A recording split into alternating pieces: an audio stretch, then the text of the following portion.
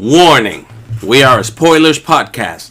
At times we are also an offensive podcast. And we are most certainly a verbally explicit podcast. So if you fear for any of your delicate sensibilities, please back up now before you reach the point of no return. Alright, pussies, this is your final warning. Welcome to the podcasting equivalent of a 150 mile per hour locomotive being derailed right in the center of your town. We are Cinematic Anarchy. And with me tonight, as always, Miss B. Hey-o. And Miss B, you've brought a guest. Yes. Introduce her. Bunny. Introduce her while I'm not talking over you. Yes, this is Bunny. Bunny? Bunny. Bunny. I'm here. I'm just waiting so that way we don't overlap. Well, feel free. We just introduced you, so feel free. Speak away. Tell us about yourself. Well, I am a horror veteran. If it's been made before 2019, I've probably seen it, unless it's a foreign film. Those get a little tricky for me depending on where it is, and where the location is matters, because there are some places that I know better than others. Like I don't know a bunch of there are a lot of Indian horror films that I haven't seen that are spectacular. It's just I can't do the translations very well. Yeah, a lot of the time when I'm watching like my movies or whatever, I'm like on my computer playing Minecraft, so I'm like listening for my shit, and the only language I know right now is English. So you go for dubbed rather than subbed, for the most part. Absolutely not. If I'm watching a foreign film, I'm putting the subtitles on and I'm going to try and pay attention to that shit, but well, you were just talking my about... attention span is shit. You were talking about splitting your attention. How do you do a subbed movie while also playing games and doing other things? How does that work? Back and forth. Okay. Well, you have a better attention span than I do. Trust me. I can't do that. God-awful. I have to pay attention to do a subtitled I movie. dissociate regularly during these episodes. Yes. Well, we get this... We're ADHD. Like, we built this podcast with 4 different people, all with ADHD that couldn't pay attention worth shit. And here we are. And here we are, the only 2 left. Yeah, well, I mean, Omar's here. As a matter of fact, Omar is reaching out to another podcast to try to do some work with them and bring them in with us. So, I will let you know more about that at a later time, once that's solidified. That being said, this evening we are reviewing a movie that just popped up on Netflix, a classic horror story, an Italian film. Well, an Italian film that I think 2 out of the 3 of us didn't like very much. We all had mixed reasons. I actually liked the movie for what it was. I saw a lot of other horror movies within this movie. Yeah, this had like touches of Midsummer and The Ritual and fucking like Misery. Cabin in the Woods, Misery. With those broken ankles? It just felt a little too much like they tried to put... It was derivative. It felt repetitive, as if they took a bunch of ideas and stuffed it together and just renamed some things. And it had potential, but had a few things changed. Like, for example... The see no evil, hear no evil, see no evil, hear no evil, speak no evil. Yep. Had that been done in a more Asian-based, let's say, mafia style, I feel like that would have given it more of a potential, because that, to me, would have made more sense, regardless of the story of the original mafia for Italy, which I understand where they were going with it, but at the same time... It would have, I felt, made more sense history-wise, legend-wise, and what they were trying to do. It just felt like it was a bit too meta for my taste with horror movies. So, if you're following it, given what they reveal near the end of the movie, I actually think almost everything that happened here was perfect. The reason I say that is because you're seeing this entire thing through the setup of a... frustrated, I don't want to say adolescent, but definitely juvenilely minded director who's basically directing live snuff films. And so you're getting all these tropes that are being brought in that are very familiar from other horror movies because of the fact that he keeps falling back on what he thinks horror movies should be about, and he's definitely stealing from this, that, and the other thing to make his little snuff films. Okay, so it's not him. He's not the mastermind behind everything. It's their mother. Mother? Who are you talking about? Yeah, it was the mother. The mayor. The mayor. The lady in red. The mother. She's their mother. Okay, so I felt like he was the guy taking all the direction, though. He was the one that was setting up and everything and walking everything through. He's like the fucking my daddy's a lawyer type. Okay, so his mom's directing the shit. She's like the mastermind behind everything. But he's in this version of their snuff film, he's currently the bad guy. Just like his little sister while they were bickering in the fucking the Winnebago thing. Right. Well, I feel like she wants to be the villain next time. I feel like the way that they set it up, the mother would be like the producer, the one who's funding everything, whereas Fabrizio and his sister were the bickering director and assistant director. Basically, they set up all the direction. They're the ones that are putting things through the motions. The mother is just sort of there trying to...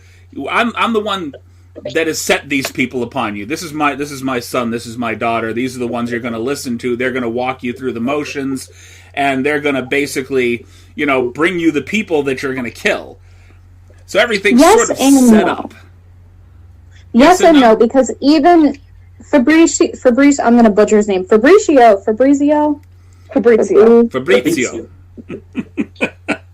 You are Portuguese. You cheat, okay? That is an unfair advantage. But he even says that mother wants us to do it a certain way.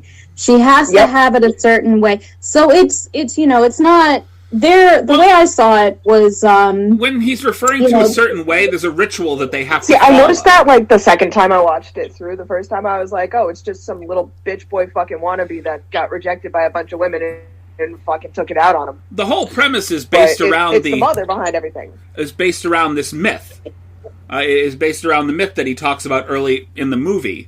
When he's saying that mother wants it done a certain way, he means that there's a ritual that they have to follow. Even if he wants to present a storyline, make a movie, there's a ritual that needs to be followed so that they can get their prosperity.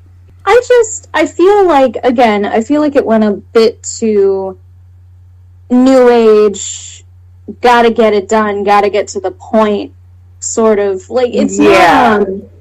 It felt a lot like a copycat of individual movies that you could name off of several different things that were placed in the movie, as if it was a knockoff, but its own thing. And, it's not to say that horror movies can't be new and fresh. We've seen that over the past couple of years, that horror movies can still be very fresh, very new, and very well done. Just look at Jordan Peele and James Wan and those people, and even the newer producers, like the guy who I can't for the life of me remember what his name is, but the guy who produced The Ritual. There's a possibility for horror movies, but I feel like with this one, it just didn't live up to the idea of there's potential here. Okay, so let me ask you a question. Just what is your knowledge of older Italian films, like horror films? What? So from a lot of what I've seen, and this really is just excluding Italian specifically, my knowledge for European, any sort of Eurocentric movies in general for older European, a lot of their movies seem to center around what is essentially the mythology they have, the rumors that they grew up with, kind of like how in Russia they have Baba Yaga. Things like that seem to, it's also a lot of, I can't remember the name of it specifically, what they call it, but it's like kidnapping films, sort of, key and hostage films, where it's like they've been taken to a dingy basement and they have to escape, but the killer's after them. I hate this movie with a passion, but things like Human Centipede, I know that's German, I know it's different, but things, Eurocentric horror movies, older ones, typically tend to revolve around the same premise when it comes to very, very specific categories. Except for England, for whatever reason, they're excluded. They're weird as shit with their horror movies, but they're good. They're weird as shit, but they're good. Excluding them, most Eastern Eurocentric movies, they kind of circle around the same theme, whether it be slasher, monster, thriller. It all kind of points back to a vague point of, I've been captured, I need saving from the killer, or this mythical creature that was a legend my parents or grandparents used to tell me about. It's all very common in theme. It doesn't mean it's not good. Some of them have been very fresh ideas. It's just, it's kind of rooted within the same common theme. The reason I was asking what your thoughts on Italian cinema, or I should say Italian horror films, are, if you go back a little while ago to when Italian horror films were really big, or I shouldn't say big, they were kind of big in the idea that they were like kind of grindhouse horror films. They're now kind of cult classics when you reach out to guys like Mario Bava, Dario Argento, Lucio Felici. They took a lot of films and they looked around at horror films that were being made in other countries, sometimes more specifically America, and they end up making things that are sort of, okay, well, let's say George Romero's Dawn of the Dead was really, really popular, so now you end up with movies like Zombie or Zombie 2. There was no Zombie 1. You know, Zombie 2 was supposed to be sort of like a direct sequel to George Romero's Dawn of the Dead. And so they were sort of taking what were popular tropes from horror movies around the world and trying to incorporate them into their own and making sort of over-the-top, very gory films of their own. So you have a lot of guys, like I said, you know, Dario Argento specifically is one of my favorites.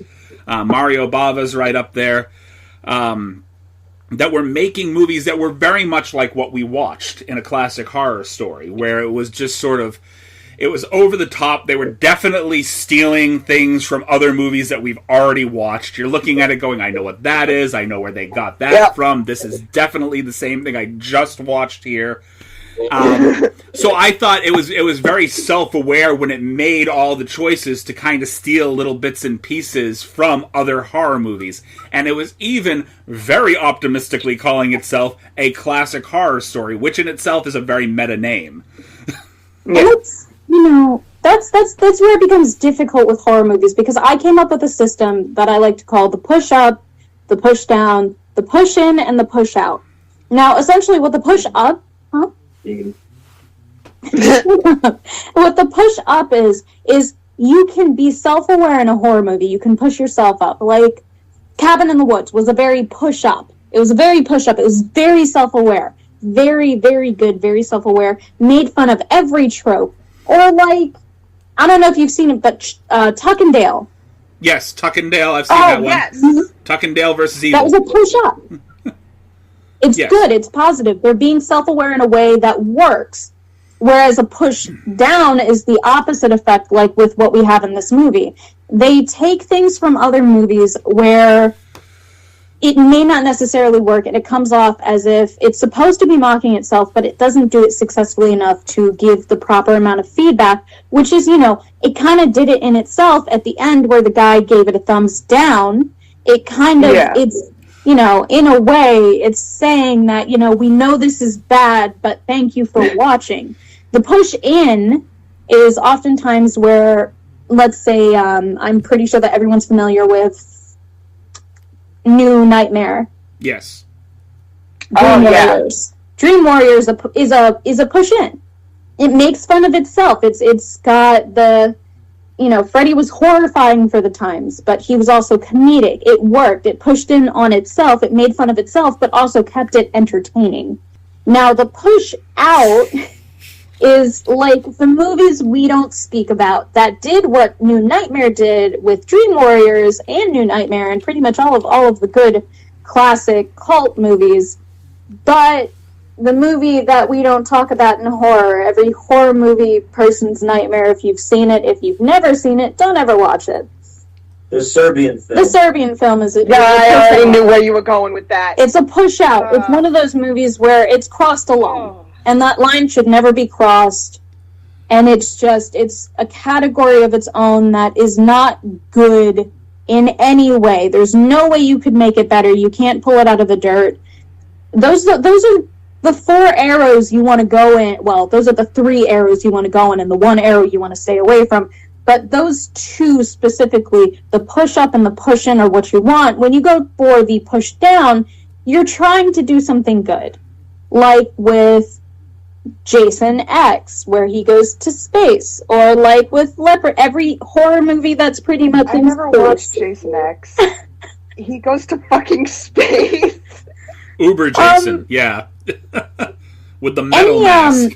God. Let's just say any horror movie icon that goes into space. Or the new Halloween movie that just came out. Is it essentially a horrible movie? It doesn't have to be.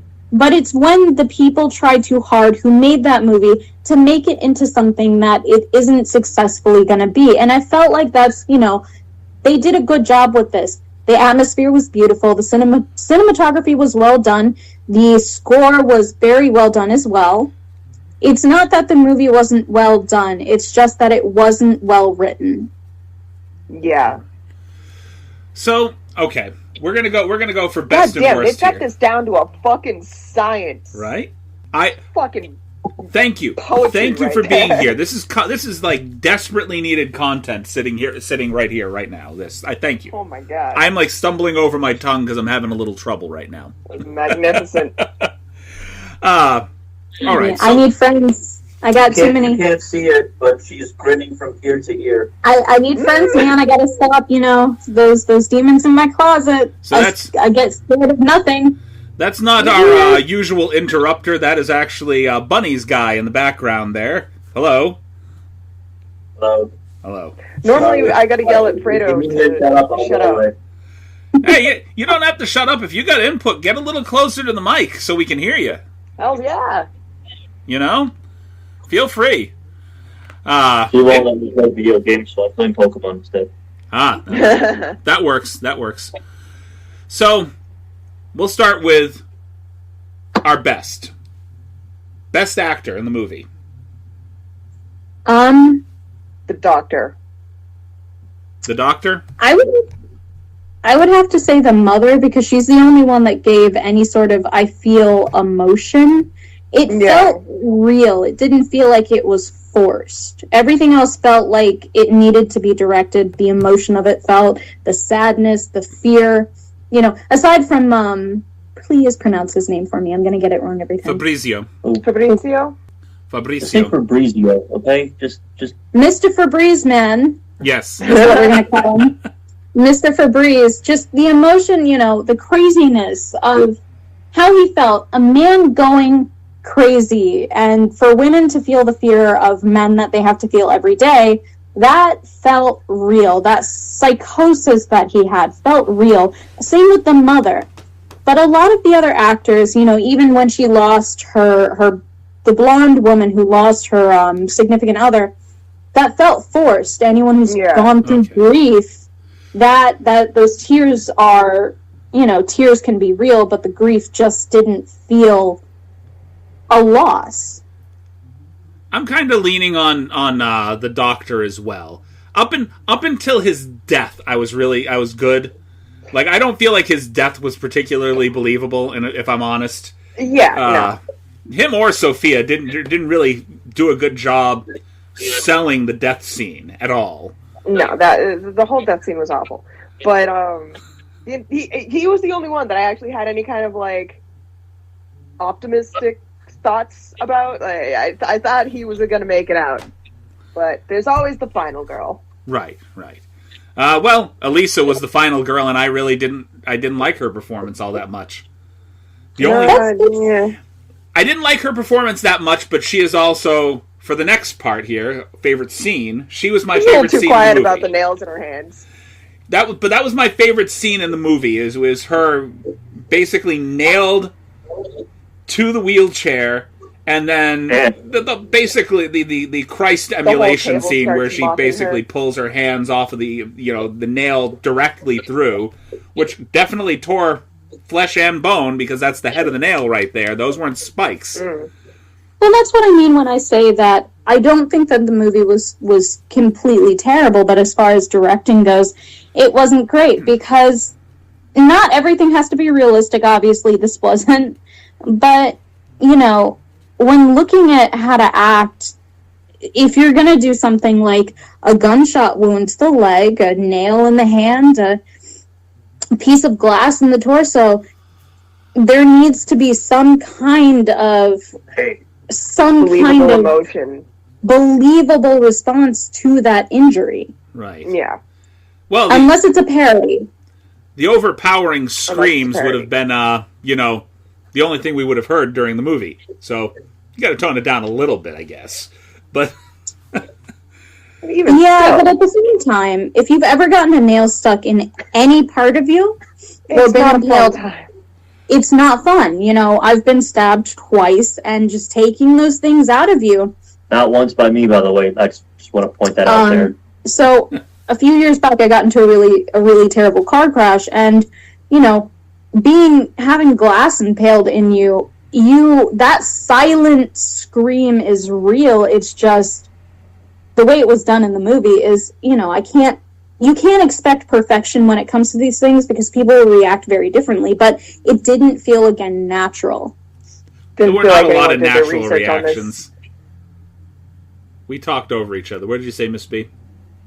No, it didn't feel like anyone did any real research on it. No, not at all. I mean, this was definitely a rushed movie. It's a Netflix films in general. If I see the Netflix thing on the bottom there, don't get me wrong, I watch plenty of movies on there, but if I see that little logo, I know that I'm either in for a mediocre, passable movie or a movie that I don't like very much at all. I would like to make a point here. Eli wasn't bad. Netflix originals that are really good. Eli wasn't bad. Eli was fucking Eli was a fantastic. Why weren't we talking about that? We picked that one out, didn't we? We already did Eli. No, we did not. I know. I even told you we should have done a certain film, and that passed by. I went over our list of 142 films that we have done so far, and Eli is not one of them. Oh my god. We did not do Eli. For real? You guys do horror movies, or you do movies in general? We do. We do bad films in general. Mostly horror, though. We do films that did not get a fair shake the first time around. Mostly bad movies. Occasionally we treat ourselves and do a popular film, but not often. Army of Thieves. What are your thoughts?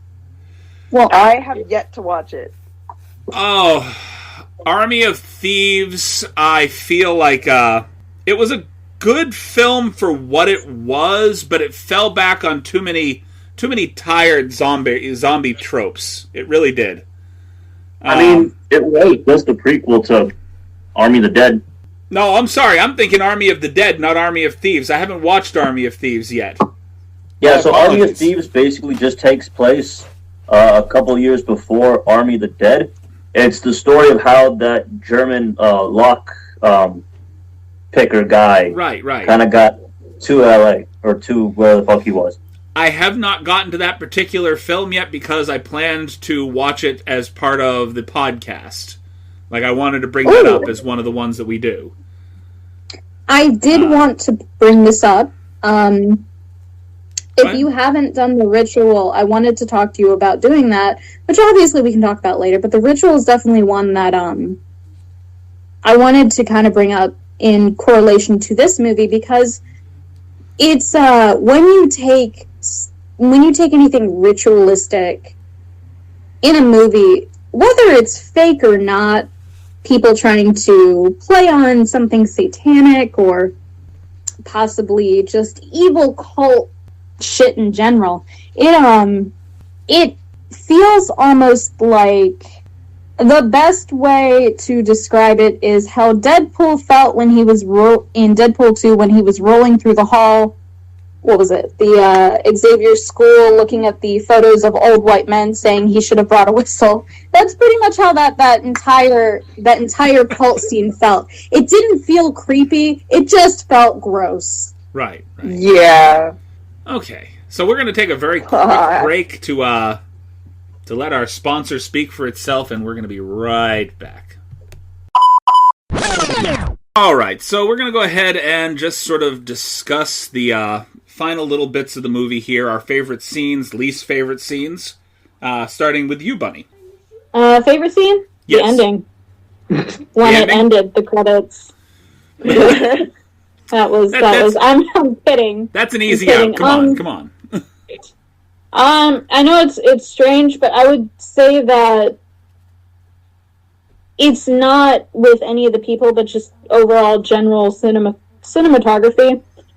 Just because I couldn't find anything interesting about the people in the movie, so I focused more on the cinematography than the actual movie itself. That was one of the biggest complaints I actually had with the movie. I feel like they didn't spend enough time with the characters. You had no emotional attachment to literally anybody in the movie.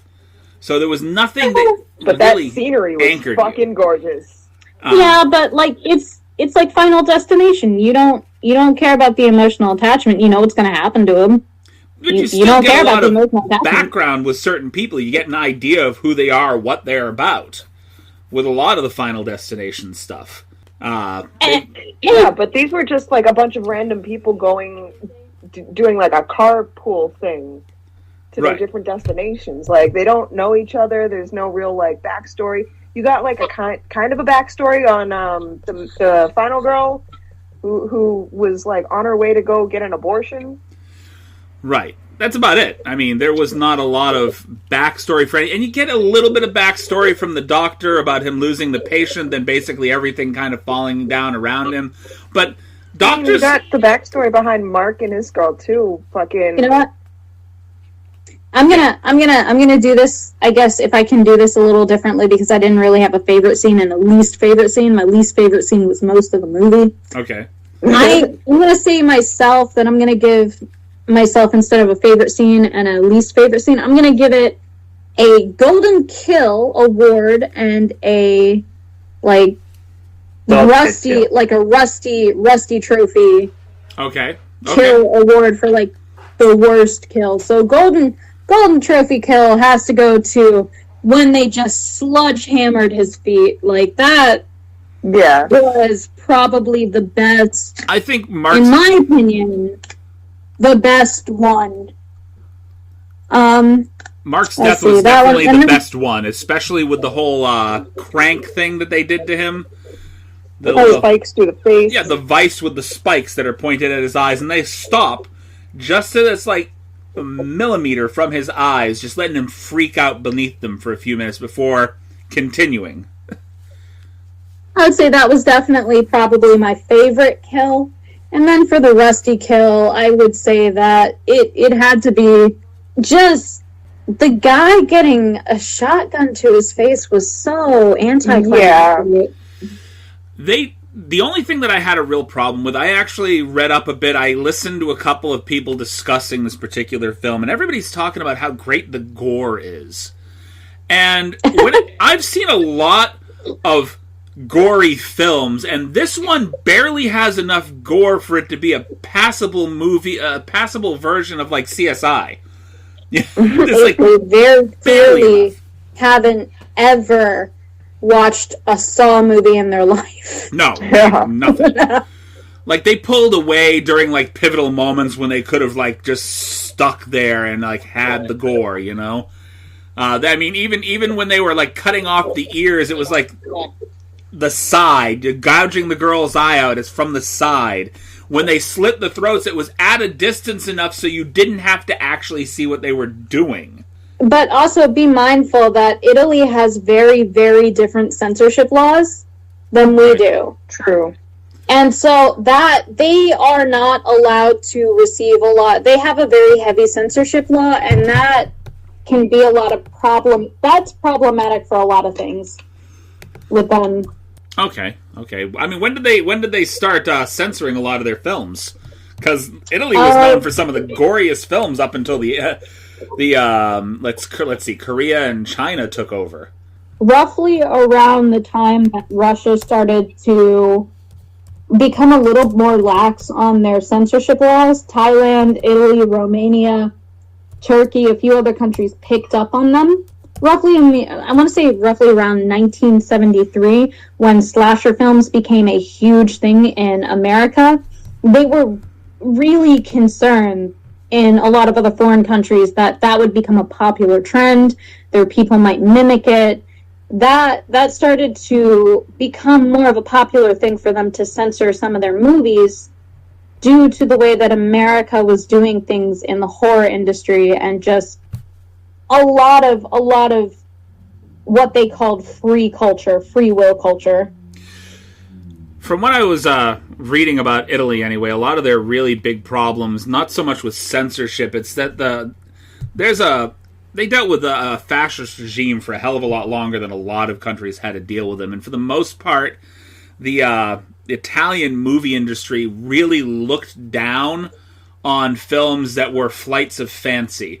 So horror films or science fiction films or things to that nature, a lot of the companies that made films in Italy refused outright to bankroll films like that because they would rather have films that were more realistic. They wanted things that were, I guess, murder mysteries, crime movies, dramas, comedies, things that kind of lean towards that and not so much towards sci-fi, fantasy, horror. I was talking about the European film. What is it? The Bureau of European the people who censor European films in general. Okay. Those each individual country has their own censorship laws, but there is it's like the UN, but with film. God, Gabe, you're a film major. I don't remember what it's called. You don't remember what it's called either. Okay, there is a for each continent. They have a certain amount of people. It's like the what is it? The BBC for us, or the FCC? Oh my God, FCC. Family Guy did a whole song about it. They are essentially to Europe what they are for us, and they do a lot of the replay for horror movies. Like when Alien that got made, that they had a lot of issues making in England. Mm-hmm. Because of they when they made Aliens in England, they had a lot of issues getting permits and everything to run that movie there due to their censorship, and also just the way that the British movie companies ran their movie sets in their time. It was an issue. And I want to reference, if you haven't seen it, the movies that made us. The most recent season is Nothing But Horror. Actually goes over a lot of the issues they face if they had to film out of country. Okay. No, I haven't seen it. I think my brain just skipped a beat, too. Check that out, though. Sorry, I did that ADHD thing that we've been talking about. My brain just skipped a beat for a minute. Cause I was going over a few things in my head, because I know that for the longest time, like back in the 70s, 80s even, there wasn't a lot of censorship in regards to what you could see in Italian films. It was just more of those who ended up being extremely low budget films requiring a lot of practical effects because, like I said, nobody was bankrolling those films really. They were not really investing a lot of money in anything that was really sort of considered unrealistic. So I mean, a lot of my favorite foreign films come out of Italy, like horror-wise. I am a big fan of, I went through my top three. Mario Bava, you had Dario Argento and Lucio Fulci. Were literally some of the best Italian horror directors. And they were ones that knew how to get the most out of a very, very small budget because they had to search for their money elsewhere. So, that being said, okay, I'll give you your golden kill and your rusty knife there. Personally, I think the worst kill in the movie, outside of, me talking about Sophia and what is it, the other guy's name? Marcos or whatever? No, it wasn't Marcos. What is the other guy's name? Mark. No, Mark was good. Ricardo. Ricardo, the doctor. No, Mark was the boyfriend in the beginning. Ricardo and Sophia tied to a stake and being killed was just, as far as I'm concerned, big mistake after big mistake after big mistake. They had so many opportunities to just kind of give you a scene that would have punched you right in the gut, and they didn't. The only thing that was creepy about that scene was the cult members standing around, the little mafioso cult members standing around clicking their tongues. Doing that. Yeah, it made me uncomfortable at most, but I wasn't, like, creeped out. I wasn't fucking, like, on my seat's edge. No, I don't feel like there wasn't anything that made me uneasy in this movie. There wasn't anything that set me on edge. It didn't give me that feeling of any kind of classic horror story. It just felt, it plodded along, it did what it did, it made its point, and now it's done, and I'm not going to watch it again. Yeah, you know how some people have those, like, no textures or sounds or whatever? That is one of my... No, I don't like it. Okay, which way do you want to go? Do you want to go best scene, worst scene, or do you want to go for favorite kill and least favorite kill? I'll do the favorite kill, least favorite. Definitely Fabrizio's death was my least favorite. It's so fucking bland. Right. There's your ending. What the fuck? Bitch, stomp his face in. By the way, that's where the movie should have ended. Fucking bitch face in. I wanted her to shoot the fat boy in the pool tube at the end. I really wanted that to happen. Oh my god, me too. I was waiting for it. I thought he was one of, like, the inbred kids singing. Oh, no, definitely not. And the shit on his face was just like a fucking prosthetic, like the masks were props. Okay, and then what was your favorite kill? Honestly, the little sister. The little sister? Being blown back into the trailer by the shotgun? Yeah, the fucking... I love that kid. Honestly, love her. You're stupid. You're fucking incompetent. You can't do shit right. I should be the fucking villain next time. I know what I'm doing. Fucking doing her makeup and shit. Oh, go fuck yourself. I mean, she was a narcissist, so is that really a surprise? Yeah. No, well, narcissist, definitely sociopathic. Definitely. So a narcissistic sociopath. 100%. Yeah. All right. So all in all, let's go 1 out of 5 rating here. What are you guys gonna rate this particular film? 2.5. 2.5. Can I negate the scale? Well, trust me, it's not that bad. The movie wasn't so bad that you happen to negate the scale.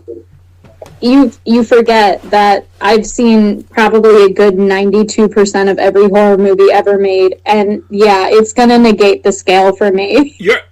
You can't tell me that you can't say that... Oh, sorry, my apologies, I'm tripping over my tongue again. You can't tell me that you haven't watched films that were by far worse than this, that would negate the scale.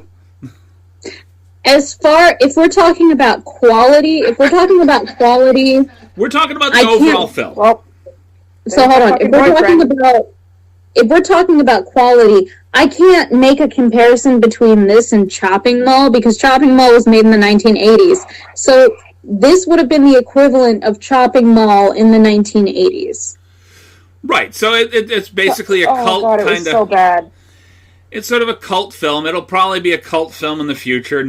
It's not something that was seen or received well right now. And future generations may look at it and go, "Oh my God, that's a fantastic film. Why did everybody hate it?" I know a lot of people that love Chopping Mall. I really do. I like the ridiculousness of Chopping Mall. I hate the plot. Oh no, it was a bad plot.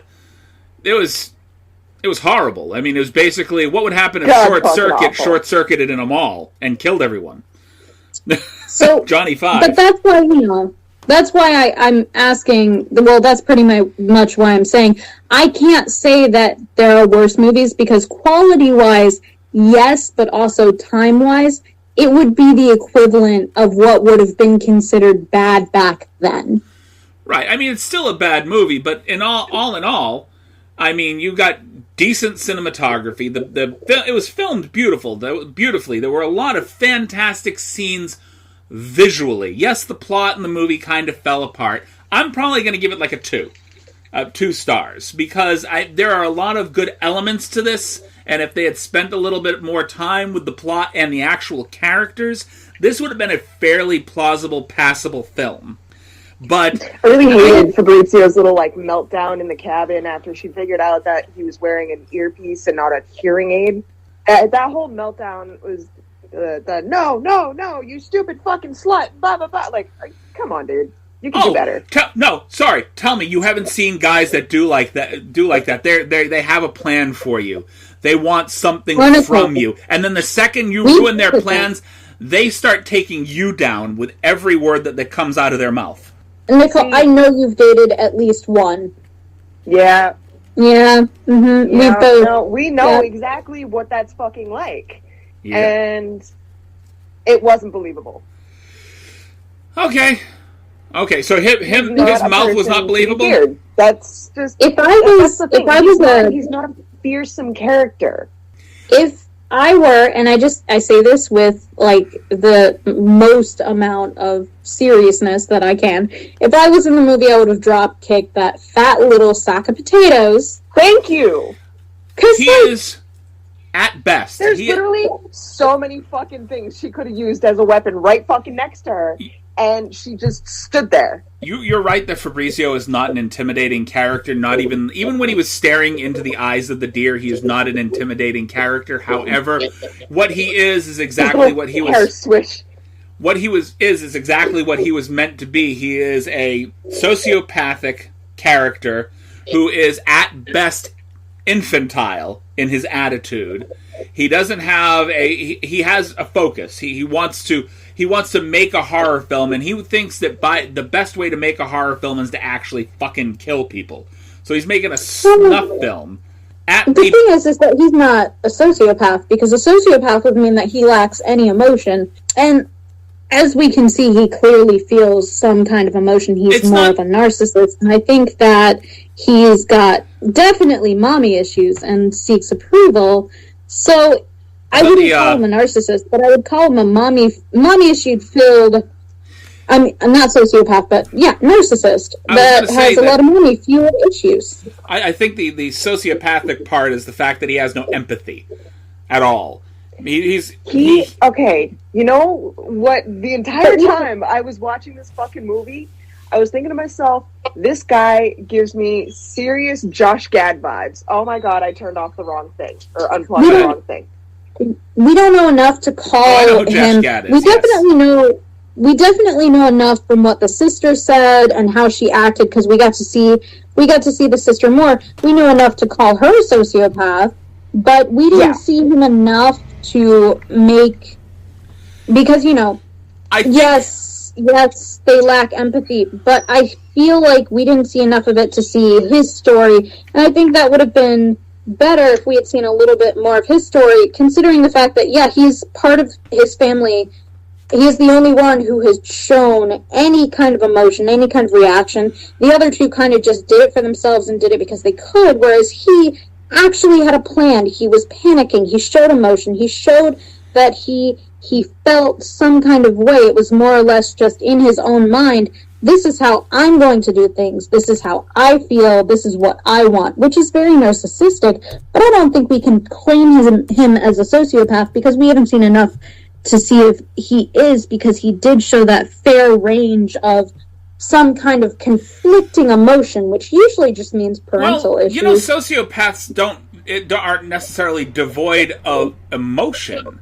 The basic definition of a sociopath is antisocial behavior and a lack of conscience.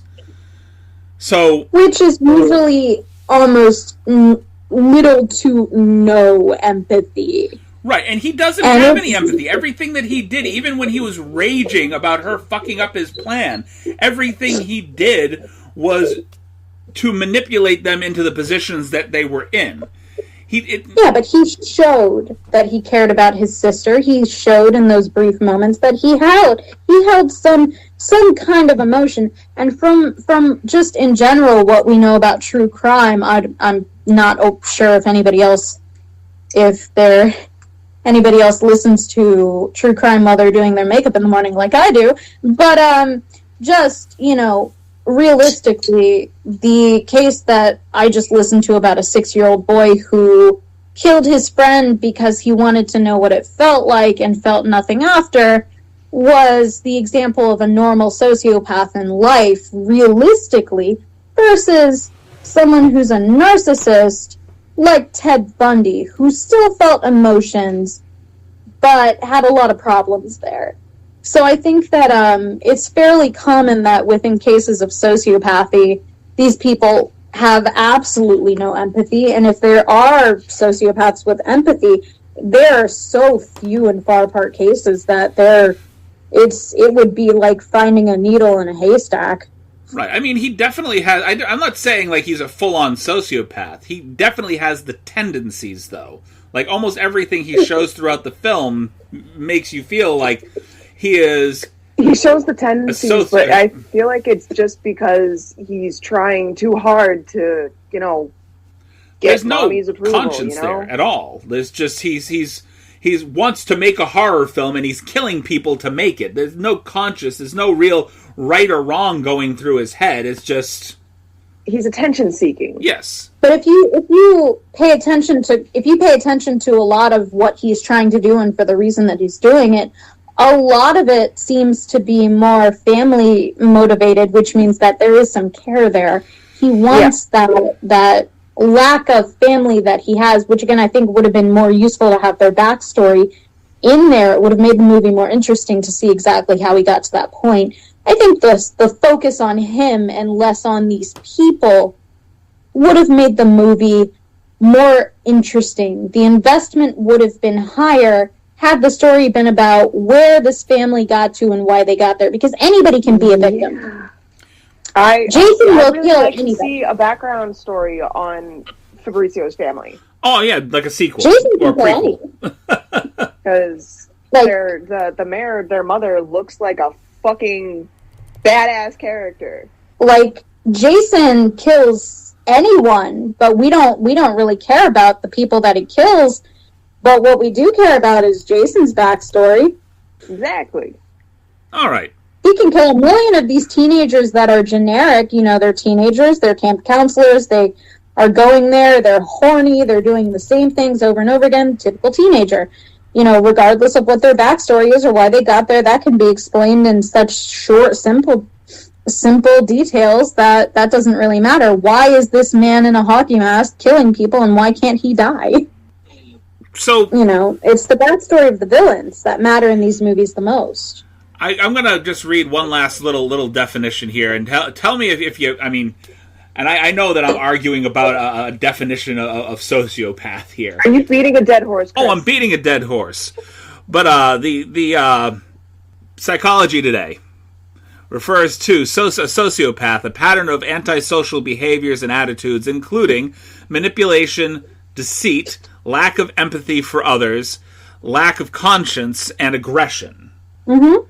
And now, yes, he did show I can't even say that he showed anything that really made me feel like he loved his sister. I think a lot of his reaction was out of the surprise of her getting killed. Just sort of, he was angry, very aggressive about her ruining his plans to begin with, and I think a lot of it was about him focusing even more aggression towards her for further screwing with his plans. He's working alongside of his sister at the direction of his mother, and this kind of... Go ahead. You can tell the difference between well, if you understand the psychology of the two, you can typically tell the difference between the two, and being that psychology is part of for whatever reason, I'm not really sure why it's part of my major. I have absolutely no reason why it's part of my major. I guess it's for game making. Okay. And since, I haven't told you, but I'm a game art and coding major, and for whatever reason, we have to study psychology for characters. And the development of the sociopathy is a topic that we cover very frequently, for me at least, because I want to make horror games. And, after doing a lot of research on the differences between the psychosis, there's a very, very light detail between a sociopath and a narcissist. They can mask each other very well. It's very hard to tell the difference. But the key difference is in how they react to different situations. Though sociopaths can mask it, there's I don't want to say really a carefree mood to them, but let's just use Fabrizio's death as an example. I was going to get to that, and you know what? You take it away. You got this better than I do. Fabrizio's death, you see him begging. He wants to live. He has the will to live. There isn't a sociopath alive that will beg for their life because they don't need to beg. They don't feel the need to beg. Even in real life cases, sociopaths don't beg for their lives. It's not a common thing when they've been sentenced to death, when they've been put to death. It's not something that they do. They lack that. At that point, they'll laugh at the fucking situation, or they'll consider themselves a martyr. They are the embodiment of, they are the closest embodiment of what we understand to be human nature and evil combined. And that, speaking on a realistic note here, sociopaths are the human embodiment of evil that exists in the world, as the closest we're going to get to seeing evil on two legs with arms and a brain. Versus narcissists who care solely about themselves. They're more selfish than others, but they still feel, in some sense, whether it's for their own purpose and for their own selfish needs. Like, for example, he begged for his life. He used these people to get what he wanted. In the end, it did kind of fuck him over, but he used these people for his own purpose. He used these people for his own needs to succeed the plan for his family. Narcissists can still be very caring to a point. They only prioritize themselves and what they think is important or what matters to them first and foremost, versus a sociopath who literally will not feel a damn thing when you try to confront them on any level, even death. So here's why I'm saying, we can agree that he has both narcissistic and sociopathic tendencies. Well, I disagree with the sociopathic tendencies because after experience living with one and just being around one, I can say that for a fact, I feel that he is nowhere near sociopathic. He's just a very traumatized, narcissistic little boy. I have had my experience with sociopaths as well. One of my first jobs was working at one of the mental health behavioral centers over here in Georgetown, Mass. Mind you, it was passive experience, but and I've had a few people that I've known. I wouldn't call them acquaintances or friends, but again, passive experience. And I can at least agree with you on the fact that we don't see enough about him to make a decision one way or the other. Personally, I think when she pointed that gun at his face and he started doing what he did, it leans towards that deceitful nature. He doesn't really care. He realizes he is sitting at the end of the gun, at the end of a gun and death, and he may not get to complete his project. He has a single focus. So there's nothing that would prevent him, when he is in the middle of a life-threatening situation, from trying to, again, as he's done most of the movie, manipulate the situation, make her maybe change her mind about shooting him by, once again, presenting another deceit. I don't think he cared. I don't think he was crying or whining because he wanted to save his life. I think he had a gun to his face, and he needed to figure out a way to get the hell out of it, and that's the only thing that could come to his mind because the barrel of the gun's to his face. I think that he was sincerely trying to figure out how to live, and yes, had that manipulation, but again, that still steers less towards sociopathy and more towards narcissism, because narcissists will get angry when their plans don't work. They will overreact. They will be very expressive and aggressive in that reaction, and that's what we saw with him in his failed attempts to convince her or manipulate her and letting him live. Whereas sociopaths, once their plans failed, hell breaks loose. Well, not all hell breaks loose, but all emotion is void. It's a joke to them. Not all emotion is void in a sociopath. Not all emotion is void. Sociopaths in general, to be able to hide in society, learn to mimic a lot of emotions. They use those little bits of mimicry to sort of allow it's part of their deceit. It's part of the way that they deceive people. They have to learn to be able to mimic certain things, whether it be happiness or kindness or whatever they need to be able to deceitfully manipulate that situation, which is exactly what he did through the entire movie. He knew what he was doing. He knew that he was getting set to bring these people to a snuff film, that he was going to kill these people, and he showed no empathy whatsoever, did not care about the situation. All he wanted was from point A to point B. That was his thing. Yeah, but then he goes on that little wham, poor me rant when he's fucking jacking off in the camera while she's sitting in the fucking camera room with her hands nailed to the chest. Rage, when he's presented with something that's normal in sociopaths. He's trying a power move and she laughs in his face and he gets offended. I think that we use that, and I wanted to say this, I think that we're using, when you give the example of empathy, I think you're misusing it in an example of empathy isn't just the ability to feel, it's the ability to intake feelings as well. And so, sociopaths don't intake feelings. They sense they have the ability to feel, but they don't have the ability to intake feelings. And he isn't, I'm not going to say I'm not going to agree with the idea. Huh? I'm going to say no, he's not a sociopath. I don't think he's a sociopath. He's a narcissistic child.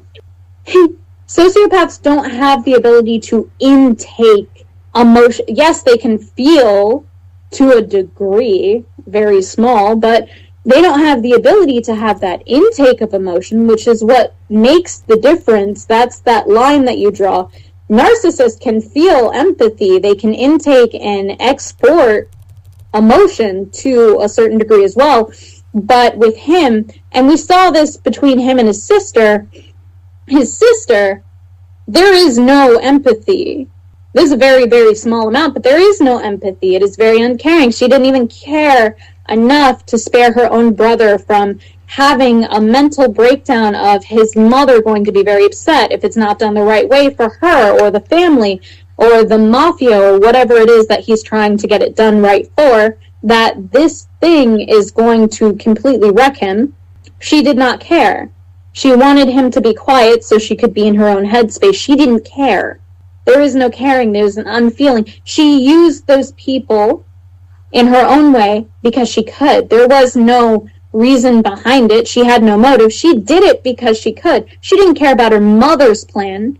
She had absolutely no interest in that whatsoever. Whereas the brother, on the other hand, cares about what his mother thinks, cares about what his sister thinks, has those feelings, has the internal struggle of lack of family support. And so that is, I feel, again, we don't have enough information on him or his family to really connect the dots, but that is, I feel, the perfect two embodiments of the difference between what a sociopath looks like and what a narcissist looks like in their natural environment. The sister is a sociopath, but the brother is a narcissist for the very expression that they give off, their body language, how they react to certain situations, their emotions and reactions through the entire movie, and their purpose for doing it is why I'm saying that I cannot see him as a sociopath.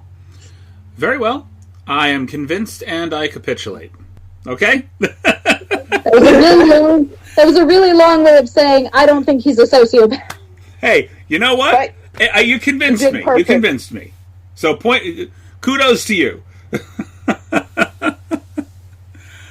And actually, it's that last little bit when you were talking about the needing to do it right for his mother, because he wouldn't care if he was a sociopath, if he was doing it right for his mother, because he's doing what he needs to for himself. Oh well. Okay, well, now that we've gotten the debate of sociopath versus narcissism within the movie out of the way, I've rated it a 2. You've negated the entire rating system altogether, and Miss B gave it a 5 on Rotten Tomatoes. You gave it a what? A 5 on Rotten Tomatoes. So that would go to Miss B then. You would if you average it out with a 5-star rating system, if you gave it a 5 on Rotten Tomatoes, that's about a 2.5, which is what Miss B rated it. So no, a 5 is like less than 1 star. That's like less than a tenth of a star. A 5? I thought they go out of a 10. Rotten Tomatoes goes on 100% rating scale. I give it a 5. You give it a 5 out of 100? Oh. So, well, considering we'll go half a star here. For you. Yeah. We'll go half a star. Wow, you really hated that movie. Like, a lot. I didn't, out of, like, if I had, it was the modern day, it was the modern day, God, what's it called? It was the modern day Dolls of the horror world from the 1980s.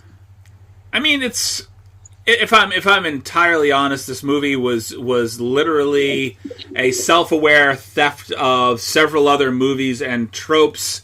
It definitely poked fun of itself at points, but the reason I'm giving it a 2, the only reason I'm giving it a 2 is because of the fact that it earned the 2 stars basically on cinematography alone. There were a lot of really beautiful shots throughout the movie, and the set pieces were fucking amazing.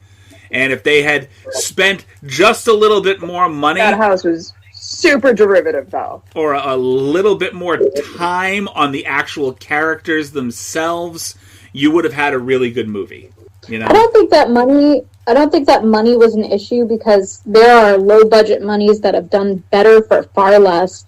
I think they need a new director altogether. Well, I would have replaced a couple of the actors. So, that's just me. That's, director as well. Producer, director, right? Whoever. My current favorite is Ari Aster. Ari Aster? Oh, for what role? Director. Oh, sorry. My brain, 10 o'clock at night, I should be laying down. I have a movie all queued up and ready to watch before I go to bed, so my brain is in ADHD mode going, it's right there, it's right there. I'm watching Christopher Walken in this movie called The Addiction. I would never watch this movie again, is the whole point. Walken? Christopher Walken. What kind of fucking heathen are you? It's not Walken, it's Walken. Give us a little bit of Christopher Walken. See? There's the L. I heard it there, too. I'm also from the Midwest. You gotta say it with a fucking New England accent. Christopher I'm from the Midwest, man. We say walking. Walking. You know the difference between Christopher Walken. You know the exact opposite. Fuck, I messed with the joke. God damn it. This is why I shouldn't do drugs this late. No. You know the opposite of Christopher Reeves. It's Christopher Walken. God. That's a good one. Watch that episode of fucking South Park. All right, so I think that's a good point to tie it up. We've kind of beaten the dead horse of this movie more than it needed to be. I mean, you kind of beat the dead horse. I think it was just the right amount of beating. I beat the dead horse just because I was up for an argument tonight, and that was a beautiful argument. I appreciated that. Thank you very much. I am an encyclopedia of useless knowledge. If you'd ever like to have that open again, I am free 99. Yeah, please keep coming back. I have so much useful knowledge for things that I have no use. There's no way I'm going to use it. It's useful for somebody else other than me. I think an interesting movie for you guys to tackle next time, if you haven't already, is definitely The Ritual. It's definitely worth a watch if you haven't. So good. I made a cardboard cutout of Moderne. I saw. She's 11 fucking feet tall, 8.5, almost 9 feet wide. Oh my god, she's fucking magnificent. I'm gonna use that stencil and make a giant wooden cutout and hide her in the woods across from my grandparents' house and scare the shit out of my brothers. You know that's not a she, right? You know it's Loki, right? No, she's a bastard offspring of Loki. Oh shit! Right, my bad. Her name's Monet. Okay, with the bastard offspring of Loki said, thank you very much for listening to Cinematic Anarchy this evening, and on behalf of drink myself... some fucking water, you thirsty bitches! You drink that water. Okay, apparently on behalf of myself, Miss B says, drink that water, you thirsty bitches. Yeah. You talked right through me. Drink some fucking water! You drink that water. Drink that water. I did. Drink it.